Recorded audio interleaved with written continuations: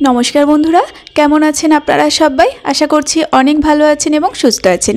আমার আজকের recipe orange cake. তবে আজকের অরেঞ্জ কেকটা আমি বানিয়ে দেখাবো খেজুরের গুড় দিয়ে। ভীষণই সুন্দর খেতে লাগবে, একদম সফট তৈরি হবে। আর আজকের এই সফট স্পঞ্জি কেকটা বানানোর জন্য কোনো রকম তেল বা ভ্যানিলা এসেন্সের প্রয়োজন পড়বে না। আর ভ্যানিলা এসেন্স ছাড়া আমি কিভাবে ডিম কেকটা বানাচ্ছি, মানে ডিম দিয়ে কিভাবে কেকটা তৈরি করছি মাত্র একটা উপকরণে, তার জন্য সম্পূর্ণ রেসিপি দেখবেন। আর অবশ্যই একটা লাইক অ্যান্ড কমেন্ট করবেন যদি আমার রেসিপি ভালো লাগে। তার সঙ্গে যদি আমার চ্যানেলে আপনি নতুন বন্ধু হয়ে থাকেন তাহলে আমার চ্যানেলটি অবশ্যই সাবস্ক্রাইব করে পাশে থাকা বেল আইকনটি প্রেস করে রাখবেন। তো চলুন বন্ধুরা শুরু করি আমার আজকের রেসিপি। তো প্রথমে কেকের ব্যাটারটা রেডি করার জন্য একটা বড় সাইজের বাটি নিয়েছি। আর এখন একটা মিডিয়াম সাইজের বাটিতে করে মেপে হাফ বাটি পরিমাণে লিকুইড খেজুরের গুড়টা দিয়ে দিলাম। তো আপনারা যে কোনো একটা কাপ বা বাটির মাপ অবশ্যই করে নেবেন, তাহলে পরবর্তী উপকরণগুলো দিতে অনেক সুবিধা হবে।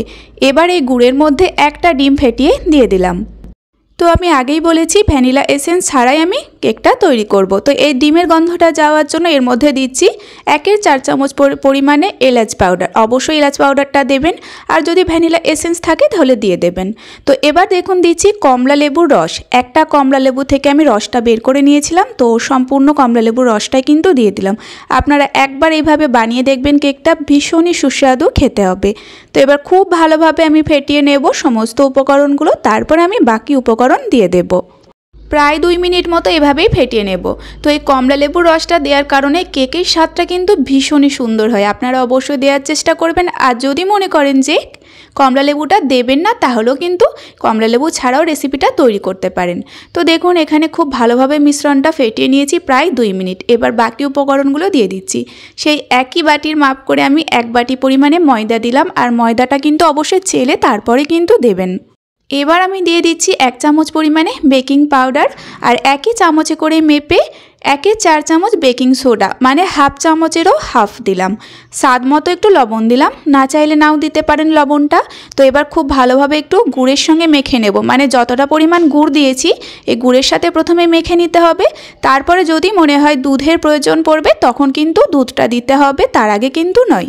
তো দেখুন বন্ধুরা এখানে আমি গুড়ের সাথে মেখে নেওয়ার পরে ব্যাটারটা এখনও অনেকটাই আঠালো মনে হচ্ছে, তবে এর মধ্যে একটু দুধ দিতে হবে। তো এখানে আমি একই চামচে করে মেপে 2 চামচ পরিমাণে দুধ দিয়ে দিচ্ছি। তো যদি মনে করেন দুধটা বাড়িতে নেই তাহলে আপনারা এখানে গরম জল দিতে পারেন, কুসুম গরম জল। তো দুধটা দেওয়ার পরে খুব ভালোভাবে ফেটিয়ে নেব এখন 2 মিনিট মতো। তো এখানে দুধটা গরুর দুধ দিয়েছি, আগে থেকে জাল করা ছিল সেই দুধটা এখানে দিয়েছি। তো ব্যাটারের ঘনত্বটা দেখিয়ে দিলাম, এরকমই রাখতে হবে। তো ব্যাটারটা কিন্তু রেডি। তো এখানে কোনো রকম তেলের ইউজ করিনি কিন্তু আমি। তো এবার যে পাত্রের মধ্যে আমি কেকটা তৈরি করব সেটা রেডি করে নিলাম। এরকম একটা বাড়িতে থাকা ডেকচির মধ্যে কেকটা বানিয়ে নেব। প্রথমে একটু তেল মাখিয়ে নেওয়ার পরে একটা সাদা কাগজ আমি ডেকচির আকারে গোল করে কেটে নিয়ে রেখেছিলাম। তো এবার কাগজটা দেওয়ার পরে ওপর দিয়ে খুব ভালোভাবে একটু তেল মাখিয়ে কাগজটা চেপে বসিয়ে দিতে হবে। তো দেখুন ফাইনালি এখানে ডেকচিটা কেকটা তৈরি করার জন্য রেডি করে ফেললাম। এবার যে ব্যাটারটা রেডি করে রেখেছিলাম, মানে কেকের যে ব্যাটারটা ছিল সেটা এখন ওপর দিয়ে ঢেলে দেব হালকাভাবে। এবার এই ডেকচিটা ধরে একটু ট্যাপ করে দেবেন, যাতে ভেতরে যে বাষ্পটা জমে থাকে সেটা মিলিয়ে গিয়ে কেকের ব্যাটারটা সমান হয়ে যায়। তো চলুন এবার দেখুন বালি শুদ্ধ একটা স্ট্যান্ড বসিয়ে দিয়ে প্রায় 5 মিনিট হাই ফ্লেমে গরম করে নিচ্ছি কড়াইটা। তো 5 মিনিট মতো আমি হাই ফ্লেমে গরম করেছি। ফ্লেমটা এখন আমি লো টু মিডিয়ামে করে দিলাম আর এখানে ডেকচিটা বসিয়ে দিলাম। এবার আমি চাপা দিয়ে ফ্লেমটা লো টু মিডিয়ামে রেখে প্রায় 40 মিনিট মতো কেকটা বেক করে নেব। তো বন্ধুরা আপনাদের বলেছিলাম 40 মিনিট বেক করব। তো এখানে আমি প্রায় 35 মিনিট মতো বেক করার পরে আপনাদেরকে দেখিয়ে দিচ্ছি। তো দেখুন কতটা সুন্দর ফুলেছে আর একটা ভীষণ সুন্দর কালার এসেছে গুড় দিয়ে তৈরি হয়েছে বলে, আর ভীষণ একটা স্মেল আসছে। তো এবার টুথপিক দিয়ে চেক করে নিচ্ছি, কেকের সেই ঠিক মাঝখানটায় একটু গর্ত করে দেখতে হবে। দেখুন টুথপিকের মধ্যে কিন্তু একটুও ব্যাটার লেগে নেই, মানে কেকটা খুব সুন্দরভাবে বেক হয়েছে। এবার আমি কেকটা কিন্তু সম্পূর্ণভাবে ঠান্ডা করে নেওয়ার পরে আপনাদের দেখিয়ে দিচ্ছি।